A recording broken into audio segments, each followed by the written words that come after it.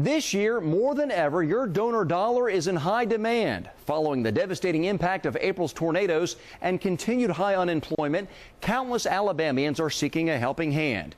We checked out how 10 of Birmingham's top nonprofits spent their money. And before you fill out that check to the charity of your choice, you might want to hear what we found. There are thousands of nonprofits of all sizes which call Birmingham home. We picked the 10 most well-known local charities for our study. Our list included Alabama Goodwill Industries, the Birmingham Salvation Army, the Foundry, local Boy Scout and Girl Scout councils, the United Way of Central Alabama, the Jimmy Hale Mission, the local American Cancer Society, the Birmingham chapter of the American Red Cross, and the Greater Birmingham Humane Society.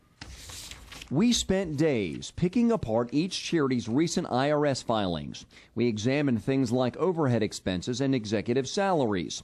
After crunching all the numbers, we ranked them from top to bottom.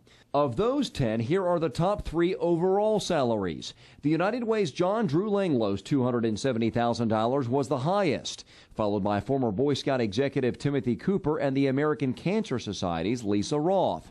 To be fair, Roth's salary was $365,000 below the national average for a charity its size, and Langlow's was nearly $40,000 below the national average. However, Cooper's compensation was about $90,000 above the average. Since Cooper resigned as the Greater Alabama Council Scout executive a few months ago, we interviewed board chairman Bill Terry instead. Terry said Cooper's salary was based on his 30-plus years experience, and the compensation range was set by the National Boy Scout office. Does the Boy Scouts pay its scout executives too much money?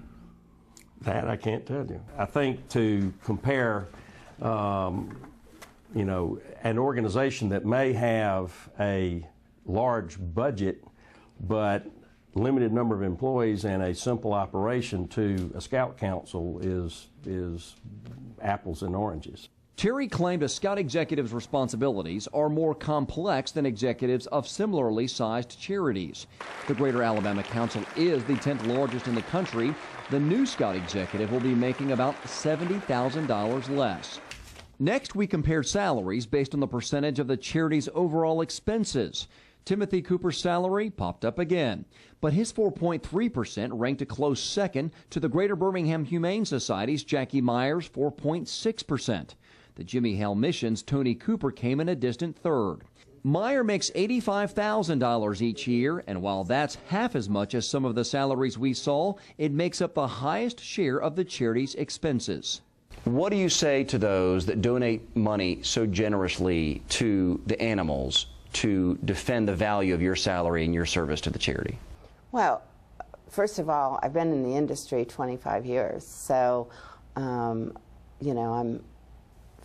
phasing out as far as my age goes, and, I think I fairly have earned that.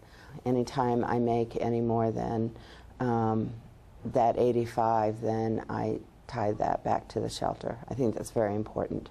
In the big donation equation, financial planner Scott Cole says executive salary should not be your main factor. I don't have a problem paying an executive to do a good job, but again, the charity is about the mission. What is its purpose? You want to make sure that the money and the resources are going toward its purpose and not just toward a salary.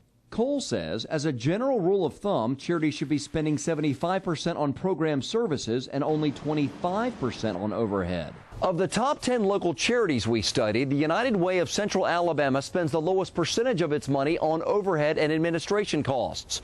Only 11% pays for things like salaries and fundraising. For a handful of others we examined, the percentage of money spent on the mission was not so high.